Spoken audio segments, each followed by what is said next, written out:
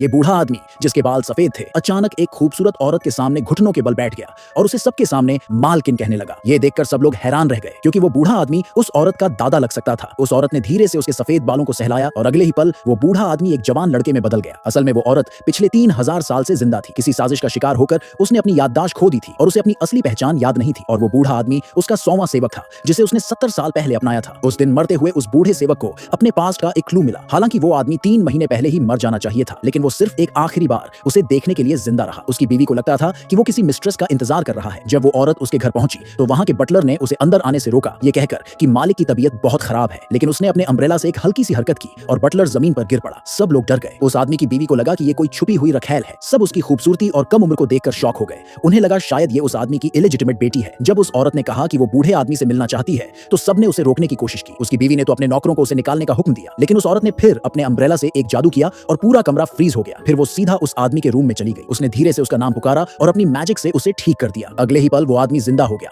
और अपने पोते से बोला कि उसे उठाने में मदद करे। फिर वो उसकी मालकिन के सामने घुटनों पर बैठ गया। सबकी आंखें फटी रह गई और जब उसने फिर से उसके बालों को छुआ तो उसकी उम्र फिर से वही हो गई जैसी 70 साल पहले थी। वो कभी एक भिखारी था और उसने अपनी सारी दौलत उसी औरत की मदद से कमाई थी। जैसे ही वो ठीक हुआ उसने बताया कि अगर वो अपना खोया हुआ एक पुराना आर्टिफैक्ट ढूंढ ले तो उसे अपनी याददाश्त वापस मिल सकती है। औरत ने उस बुजुर्ग को तसल्ली दी कि उसका मिशन अब पूरा हो गया है, अब वो शांति से जा सकता है। फिर वो बिना पीछे देखे वहां से चल दी। उसे जाता देख बूढ़ा आदमी खुशी से गिर पड़ा और अपनी पुरानी मालकिन की दी हुई अंगूठी अपने पोते को दे दी। उसने पोते को कहा कि अब उसकी जिम्मेदारी है उस औरत का ख्याल रखना, वरना उसे हमेशा के लिए तकलीफ सहनी पड़ेगी। पोते ने वादा किया कि वो दादा की आखिरी बातों का पूरा सम्मान करेगा। बूढ़ा चैन से सो गया। फिर वो नौजवान उस औरत के पीछे दौड़ पड़ा, उसे अंगूठी वापस दी और उसे उस घर में चलने को कहा जो उसके दादा ने चुपचाप उसी के लिए बनवाया था। जब वो वहां पहुंचे तो उस औरत को शौक लगा। वो घर बिल्कुल वैसा ही था जैसा उसका पुराना महल हुआ करता था। उसने मॉडर्न कपड़ों की तरफ ध्यान नहीं दिया, लेकिन जब उसकी नजर एक ट्रेडिशनल के पांव पर पड़ी तो वो थोड़ी इमोशनल हो गई। लड़के ने वादा किया कि वो और भी ऐसे कपड़े बनवाएगा। अकेली बैठकर औरत ने आर्टिफैक्ट्स की लोकेशंस याद करने की कोशिश की। उसे याद आया कि 300 साल पहले उनमें से एक आर्टिफैक्ट एक अमीर खानदान को दिया गया था। उसने उस खानदान के पेट्रियार्क को एक जादुई मैसेज भेजा जो उस वक्त उस बूढ़े आदमी की फ्यूनरल की तैयारी कर रहा था। तभी उसका अम्ब्रेला उसके सामने प्रकट हुआ और वो पेट्रियार्क समझ गया